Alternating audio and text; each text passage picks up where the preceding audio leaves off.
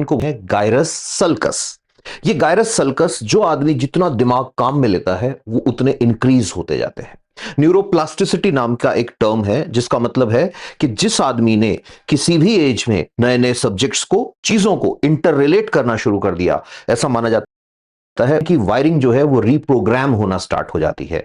For example, एक doctor की books पढ़ने लग जाए, एक इंजीनियर डॉक्टर्स की बुक पढ़ने लग जाए, एक आदमी ह्यूमैनिटीज, न्यूज़पेपर, हर चीज को अच्छे से पढ़ने लग जाए, तो उसके गायरस सल्कस नाम के जो फोल्ड्स होते हैं और इंक्रीज हो जाते हैं। और ये जितने इंक्रीज होते जाते हैं उतना ही सोचने समझने की कैपेसिटी बढ़ती जाती है।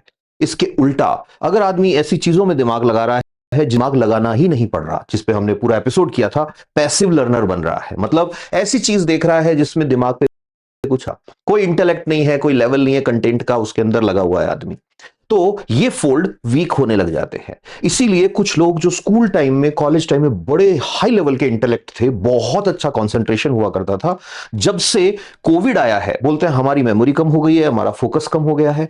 ये मेमोरी पे असर कोविड का पड़ा है या आप जो स्क्रॉल करते रहते हो ऐसी चीजों को जिसमें सोचना ही नहीं पड़ता, उसका पड़ा है?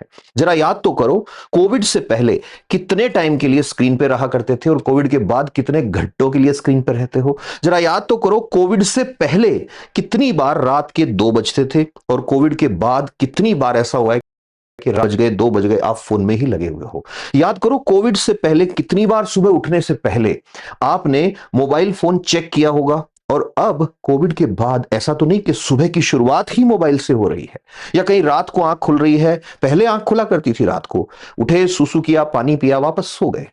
अब कहीं ऐसा तो नहीं कि रात को आंख खुली 1 सेकंड के लिए और मोबाइल हाथ में आया और शुरू हो गए।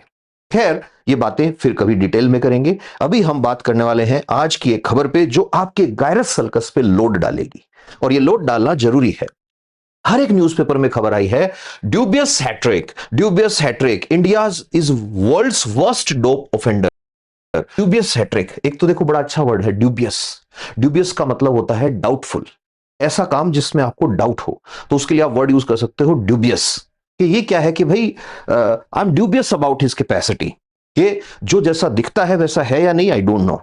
तो हुआ क्या है, इसको ऐसे समझते हैं, हिंदुस्तान के लिए डेटा रिलीज जो हुआ है उसमें शर्म की बात है। शर्म की बात यह है कि लगातार तीसरे साल, 2 साल पहले हो चुका, लगातार तीसरे साल इंडिया ने टॉप किया है। अब आप कहेंगे सर अगर टॉप किया है तो ये शर्म की बात कैसे हुई? शर्म की बात ऐसे है कि ये टॉप उस लिस्ट में किया है जिसमें खिलाड़ियों के नाम आते हैं कि कौन कौन से खिलाड़ी ड्रग्स या डोपिंग करके मेडल जीतने की कोशिश करते हैं।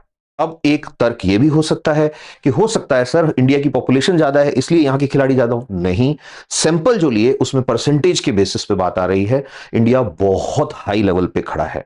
ठीक है, तो अब हम बात करते हैं इससे रिलेटेड वो जो हमें पता होनी चाहिए। देखो, इमेजिन करो कहीं पे आर्चरी का कंपटीशन चल रहा है। आर्चरी सब जानते हैं, तीरंदाजी, गेम ऑफ फोकस। कंपटीशन हुआ और कंपटीशन खत्म होने के बाद एक खिलाड़ी जो है वो आया कोच के पास। आके वो खिलाड़ी बोल रहा है कि सर मेरा है ना फोकस नहीं होता। कि क्यों नहीं होता? कि सर जब है ना मैं ऐसे ऐसे, आर्चरी के अंदर सबसे जरूरी क्या होता है? You have to focus. Archery में कई कई महीनों तक तो यही करना है आपको, बस कुछ नहीं, ऐसे फोकस करवाते हैं ऐसे। कि जब मैं ऐसे, अर्जुन को मछली की आंख दिख रही थी ना जैसे, ऐसे कि जब मैं अपना फोकस करती हूं उस टाइम क्या होता है कि मेरे ना दिल की धड़कन बढ़ जाती है। नंबर 2, ऐसे जब मैं खींचती हूं ना उसकी डोरी, धनुष की, तो मेरे हाथ कांपने लग जाते हैं। और नंबर 3, मैं फोकस, एम पे फोकस नहीं कर पाती हूं, और जब एरो को शूट करना होता है उस टाइम मेरा हाथ हिल जाता है ऐसे करके। तो सर क्या किया जाए? तो मान लो यहां पे मैं होता कोच साहब की जगह, तो मैं क्या बोलता कि बेटा practice makes a man perfect. कि नहीं सर, प्रैक्टिस तो खूब कर ली, कुछ और बताओ, कोई ऐसी दवाई बता दो जिससे ना मेरा हाथ कांपना बंद हो जाए, जिससे मेरे दिल की धड़कन कंट्रोल में रहे, और जिस इंजेक्शन लगा लूं मैं ऐसा कि मैं जब डोरी छोड़ूं तो फोकस पूरा रहे। तो उसको सीधा कोच बोलेगा नहीं बेटा ऐसी कोई दवाई नहीं है। अब दूसरा सीन इमेजिन करते हैं, ये किसी ऐसे आदमी के पास चले गए हैं जिसको मेडिकल साइंस का नॉलेज है, जिसको दवाइयों का नॉलेज है, और उसको जाके ये नहीं बताया कि मैं खिलाड़ी हूं, या मान लो ये बताया कि मैं खिलाड़ी हूं, कुछ पैसे वैसे की बात हो गई, और ये कहा कि भाई मैं आपको पैसे दूंगी, आप मुझे ऐसी दवाई बताओ जो मेरा फोकस बढ़ाए, नंबर 1। नंबर 2, जब मैं धनुष खींचूं तो मेरा हाथ नहीं कांपे, और नंबर 3, मेरे दिल की धड़कन पे कंट्रोल रहे। तो ये डॉक्टर जो है बेटा ऐसी दवाइयां आती हैं कि कौन सी हैं कि बीटा ब्लॉकर्स आते हैं खूब अच्छे से बुक्स जो है फार्मा की उनके अंदर खूब फार्माकोलॉजी के अंदर मेडिसिन के अंदर खूब इनका जिक्र आता है कि ये क्या करते हैं कि बेटा ये फोकस इंक्रीज करते हैं, ये जो है आपके हार्ट रेट है उसको बढ़ने नहीं देंगे और ये आपके हाथ जो कांप रहे हैं उसको कांपने नहीं देंगे। अब इमेजिन करो यही आर्चरी का मैच हो रहा है।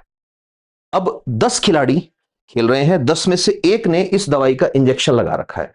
अब उसका हाथ दवाई कांपने नहीं देगी, दिल की धड़कन बढ़ने नहीं देगी और ये दवाई क्या करेगी इस बच्चे के साथ, इस बच्चे को मेडल जीतने में हेल्प करेगी। ये केस नंबर 1 है। अब अपन चलते हैं आगे। पूछे कि सर शरीर बनाना है, ताकत बनानी है, क्या करना पड़ेगा? मैं बोलूंगा बेटा जोर करना पड़ेगा। जोर करना बोलते हैं अखाड़े में जाके जो मेहनत होती है उसको देसी भाषा में बोलते हैं जोर करना। कि उसमें क्या करना है कि भाई 3 ही चीजें होती हैं, सपाटे मारो, रस्सा कड़ो और या फिर वजन लेके और कराई मारो। कराई का मतलब मैं खींच रहा हूं, 2 आदमी पीछे बैठे हैं उसको खींच रहे हैं कि ठीक है सर। अब कोई आदमी आए कि साहब इसके बिना भी कोई तरीका है क्या कि शरीर बना लूं, तो फिर वही सीन आ गया। अगर कोच से पूछोगे, ईमानदार कोच है, वो बोलेगा बेटा एक ही तरीका है, मेहनत करो शरीर बनाओ। कोई बेईमान आदमी होगा वो कहेगा बेटा एक तरीका है कि क्या, इंजेक्शन लगाओ। कि कौन से इंजेक्शन लगाए? एनाबॉलिक स्टेरॉइड्स लगाओ इंजेक्शन, टेस्टोस्टेरॉन, सिंथेटिक टेस्टोस्टेरॉन आता है उसका इंजेक्शन लगाओ, आपका शरीर वैसा ही हो जाएगा जैसा कसरत करने वालों का होता है। ये दूसरा केस है। तीसरे नंबर पे चलते हैं और एग्जांपल लेते हैं एक धावक का जिसका नाम था जेसी ओवेंस। जेसी ओवेंस इतने मेहनती थे 1930s में, ये एथलेटिक्स में जब ये उतर जाते थे तो इनके वर्ल्ड रिकॉर्ड बनते थे सीधे। आज भी इनका लॉन्ग जंप का वर्ल्ड रिकॉर्ड टॉप जंप्स में काउंट होता है। ना सिर्फ लॉन्ग जंप, अगर आप देखोगे 400 मीटर, 100 मीटर, ऑलमोस्ट हर जगह इन्होंने वर्ल्ड रिकॉर्ड बनाए थे। उस टाइम पे हिटलर व्हाइट ब्लड थियरी पे बड़ा बिलीव करते थे। हिटलर को यह लगता था कि भाई दुनिया में जो व्हाइट लोग हैं वो बड़े डोमिनेंट हैं, ब्लैक जो होते हैं उनके अंदर इतने गुण नहीं होते। इन्होंने उसको धराशायी किया था। कैसे? मेहनत से। रीजन कि ये भागते थे भाई, बचपन से भागते आए थे, हिरन विरन पकड़ते हुए इनको देखा था, बहुत सारी स्टोरीज है इनके लिए। फिर बाद में ओलंपिक में लेके गए थे। अब वो क्या रहा है, स्पोर्ट्समैन जो है वो शॉर्टकट मारने के लिए एक नया काम कर रहे हैं। इस नए काम को कहते हैं डोपिंग। तो वो जो लड़की ने दवाई ली जिसने उसका सांस फूलना बंद कर दिया, वो लड़के ने जो इंजेक्शन लगाए जिनसे उसकी बॉडी बहुत मजबूत हो गई, कोई बंदा ऐसी दवाई खा रहा है जिससे उसको दर्द नहीं हो रहा, कोई बंदा कोई भी तरह की दवाई लेके और कुछ बेईमानी कर रहा है खेल के अंदर अपनी परफॉर्मेंस बढ़ाने के लिए, उसको कहते हैं डोपिंग। तो आज के बाद कभी ये वर्ड आए, ये टर्म आए कि डोपिंग क्या होता है, तो सिंपल सी बात, खेल के अंदर अपने फिजिकल प्रदर्शन को, अपने स्टैमिना को, अपनी परफॉर्मेंस को बढ़ाने के लिए ऐसी चीजों को यूज करना जो बैन है या जो बेईमान, उसे कहते हैं डोपिंग। तो अब हम बात करते हैं, डोपिंग हमें समझ आ गया कि ठीक है। डोपिंग में सबसे पहले नंबर पे आते हैं एनाबॉलिक स्टेरॉइड्स। एनाबॉलिक स्टेरॉइड्स जो है, एनाबॉलिक स्टेरॉइड्स को ऐसे समझिए कि ये डोपिंग के दुनिया के किंग है। एनाबॉलिक का मतलब 2 तरह की प्रोसेस हमारी बॉडी में होती है फ्रेंड्स, एनाबॉलिक, कैटाबॉलिक। एनाबॉलिक का मतलब मैं कुछ खा रहा हूं, वो मेरी बॉडी में आके डिपॉजिट हो रहा है, मेरी मसल्स को मिल रहा है। ये एग्जांपल दे रहा हूं मैं, तो ऐसी चीज जो आपको गेन करने करे, ऐसी चीज जो आप खाना खा रहे हो उसमें से नाइट्रोजन जो है, उससे प्रोटीन, अमाइनो एसिड्स आपकी मसल्स में रिटेन करे, मसल्स को बोले कि नए प्रोटीन बनाओ, उसे कहते हैं एनाबॉलिक केमिकल। और एनाबॉलिक के साथ अगर एक 17 कार्बन का रिंग आता है, उस रिंग वाली स्ट्रक्चर अगर है, वो होते हैं एनाबॉलिक स्टेरॉइड्स। अभी जो एनाबॉलिक स्टेरॉइड्स होते हैं, ये आर्टिफिशियल एनाबॉलिक स्टेरॉइड्स या एएएस के नाम से पूरी कैटेगरी है। ऑलमोस्ट 200 से ज्यादा तरह की ड्रग्स हैं जिनको लोग यूज करते हैं बॉडी बिल्डिंग में। अब खिलाड़ियों के लिए यूज करना ये प्रतिबंधित है पूरी तरह से, लेकिन आज भी जब डोपिंग के मामले आते हैं, कुश्ती में स्पेशली, या वेट लिफ्टिंग में, या फिर जोर वाले जो गेम होते हैं, ताकत वाले जो गेम होते हैं, उनके अंदर सबसे ज्यादा एनाबॉलिक स्टेरॉइड्स जो है उनका सेवन करते हुए खिलाड़ी पाए जाते हैं। इसे भी डोपिंग माना जाता है। फिर उसके बाद दूसरे नंबर पर आते हैं स्टिमुलेंट्स। स्टिमुलेशन का मतलब क्या होता है? एक्साइट करना, उद्दीपित करना। तो जैसे मुझे थकान हो रही है, बहुत थकान हो रही है, हालांकि आपकी जानकारी के लिए बता दूं, मैंने आज तक चाय भी नहीं पी। कॉफी अगर मुझे कोई पिला दे एकदम से, तो मेरा ब्रेन एकदम से ऐसे जाग जाएगा, अरे ऐसे क्यों? वो स्टिमुलेंट है, कॉफी में कैफीन है, कैफीन मेरे ब्रेन को एकदम एक्साइट कर देगी। अब इमेजिन करो एक बच्चा एनर्जी ड्रिंक की फॉर्म में 10-12 कॉफी के कप जितना कैफीन पी गया, तो होगा क्या? वो स्टिमुलेशन में रहेगा। ये मैं कैफीन का एग्जांपल दे रहा हूं जो बहुत कॉमन है। इस तरह के हजारों केमिकल्स आते हैं, अगर उनका इंजेक्शन या उनकी एक टैबलेट ले ली जाए तो हो सकता है 3 दिन तक ना थकान फील होगी, ना उस आदमी को नींद आएगी, दिल की धड़कन बढ़ी हुई रहेगी और एकदम एडवांस लेवल पे उस आदमी का एड्रेनलिन हार्मोन जो है वो रहेगा, फाइट और फ्लाइट, एकदम से अलर्ट पोजीशन में बॉडी रहेगी। तो इन पे भी बैन लगा हुआ है, इनका भी सेवन नहीं कर सकते। फिर उसके बाद तीसरे नंबर पे आते हैं ब्लड एजेंट्स। ब्लड एजेंट्स जो है ये 2 तरह से खिलाड़ी इसको यूज करते हैं। नंबर 1, कुछ खिलाड़ी क्या करते हैं, किसी जवान लड़के का सेम ब्लड ग्रुप का ब्लड एक उसको सेंट्रीफ्यूज करके उसकी आरबीसी या dense form of blood, plasma थोड़ा हटा देते हैं उसमें से, अप्रोक्सीमेटली 55% तो प्लाज्मा होता है, वो अपने ब्लड में चढ़ा लेते हैं गेम से पहले। इससे क्या होता है कि उनको एनर्जी फील होती है, ऑक्सीजन कैरिंग कैपेसिटी इंक्रीज हो जाती है। ये बहुत पुरानी प्रैक्टिस है। इसका एक और फॉर्म चलता है कि जिस टाइम वजन करवाना है, खुद का ब्लड निकलवा के स्टोर करवा दो, जब गेम होने वाला है उससे पहले वापस चढ़ा लो। इस तरह की प्रोसेस को कोई पकड़ नहीं सकता, बिकॉज ब्लड में ब्लड मिक्स हो गया, कुछ पता नहीं लगेगा। तो फिर डोपिंग में इसको क्यों डाला? क्योंकि यहां पर ब्लड नहीं है, यहां पर है ब्लड एजेंट्स। ब्लड एजेंट्स में सबसे इंपॉर्टेंट केमिकल जो काम में लिया जाता है वो है ईपीओ। ईपीओ क्या होता है? ईपीओ होता है इरिथ्रोपोएटिन। इरिथ्रोपोएटिन वर्ड कहां से आया? इरिथ्रो का मतलब इरिथ्रोसाइट्स, इरिथ्रोसाइट्स का मतलब आरबीसी हमारी। एरिथ्रोपोएटिन एक हार्मोन है, हमारी बोन्स की सेल्स को जगाता है कि आरबीसी बढ़ाओ।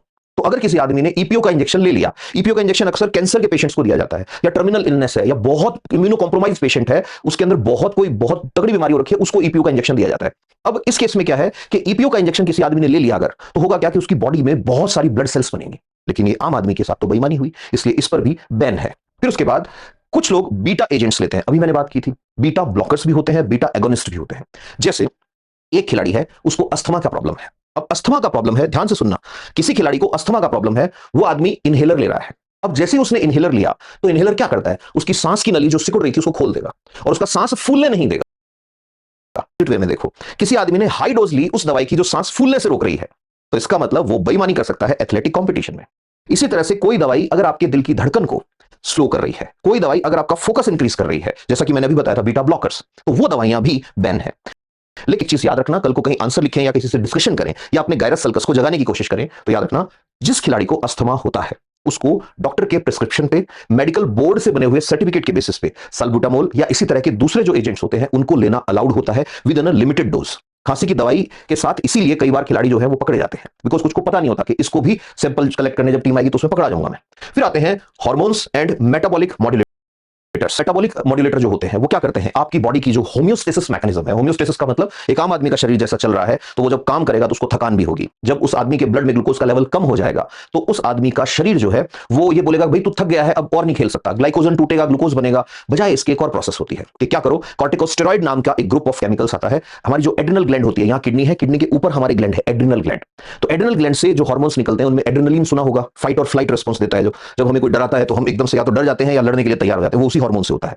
ऐसे ही किडनी के ऊपर एड्रिनल ग्लैंड है, उसी में से एक हार्मोन और निकलता है कॉर्टिकोस्टेरॉइड्स, उसी में से निकलते हैं ग्लूकोकॉर्टिकॉइड्स। जो ग्लूकोकॉर्टिकॉइड्स हैं उनका काम होता है हमारे ब्लड में ग्लूकोज के लेवल को मेंटेन करने में हेल्प करना। तो जब काम कर रहे होते हैं और थक जाते हैं उस टाइम ग्लूकोकॉर्टिकॉइड आता है और आके प्रोटीन्स और फैट्स से ग्लूकोज बनाता है, मतलब नॉन कार्बोहाइड्रेट सोर्स से कार्बोहाइड्रेट बनाने का काम करता है। अदरवाइज कार्बोहाइड्रेट बनता है कार्बोहाइड्रेट के पॉलीमर से, फॉर एग्जांपल ग्लाइकोजन से। तो कभी आपके साथ ये हुआ होगा कि आप खेलने चले गए और जब आपने खेलना शुरू किया 2 घंटे 3 घंटे खेलने के बाद आपको ऐसा लग रहा है अब आप और नहीं खेल पाओगे, बहुत थकान हो गई है। उसके बाद आधा घंटा और आप थके हुए खेलते हो और उसके बाद एकदम से पता नहीं कैसे एनर्जी आती है और आप पूरे दिन खेल के निकाल देते हो। रीजन कौन था? रीजन था जब आप ग्लाइकोजन टूट के ग्लूकोज में बॉडी को ये मैसेज दे रहा था, हार्मोन से कह रहे थे भाई थक गया बैठ जाओ। लेकिन थोड़ी देर बाद भी आप नहीं माने तो बॉडी ने दूसरा स्विच ऑन किया। वो दूसरा स्विच ऑन किया तो दौड़ के एक फाइटर की तरह आपको बचाने के लिए कौन आया? आपको बचाने के लिए आपकी किडनी के ऊपर बैठी एड्रिनल ग्लैंड से निकल के आया, यस, ग्लूकोकॉर्टिकॉइड। ग्लूकोकॉर्टिकॉइड और फैट को तोड़ा और ग्लूकोज बना के आपको एनर्जेटिक फील कराया। इमेजिन करो इसी ग्लूकोकॉर्टिकॉइड की हाई डोज का इंजेक्शन अगर किसी खिलाड़ी को मैं दे दूं तो क्या होगा? उस खिलाड़ी में एकदम से ताकत आएगी, एकदम से एनर्जी उसको फील होगी और वो बेईमानी हो जाएगी दूसरे खिलाड़ी के साथ। ये हुई बात कौन कौन सी दवाइयां। इसके अलावा बहुत सारी नशे की चीजें भी होती है, उनको भी कुछ खिलाड़ी यूज करते हैं। कोकेन यूज की जा सकती है, भांग जो है कैनबिस और उसके जितने भी प्रोडक्ट्स हैं वो सारे भी इसमें यूज किए जा सकते हैं, बट वो सारे के सारे बैन है। अब बात बैन है तो ये डिसाइड कौन करता है कि खिलाड़ी कौन सी चीज ले सकता है कौन सी नहीं ले सकता है? ये डिसाइड करने के लिए हाँ एक और तरह के एजेंट होते हैं, मास्किंग एजेंट्स। मास्क का मतलब क्या? चेहरे पे चेहरा। मास्किंग एजेंट्स को खिलाड़ी कब काम में लेता है? जब खिलाड़ी को अपना वजन घटाना हो, नंबर 1। नंबर 2, जब खिलाड़ी ये चाहता हो कि मैंने ड्रग्स ली है ये किसी को पता नहीं लगे। फॉर एग्जांपल फ्यूरासेमाइड, उसने जैसे ही दवाई ली, डायूरेटिक मतलब खूब सारा यूरिन निकलेगा बॉडी में से, तो ऐसी कंडीशन में खिलाड़ी मास्किंग एजेंट्स का सेवन करता है। ये जो मास्किंग एजेंट्स होते हैं ये एक्चुअल जो कंपोनेंट है उसको मास्क करने में हेल्प करते हैं, बेईमानी में ये भी काम आते हैं, तो इनको भी बैन किया गया है from the side of agencies. अब बात करते हैं कौन सी एजेंसीज हैं। तो 2 एजेंसी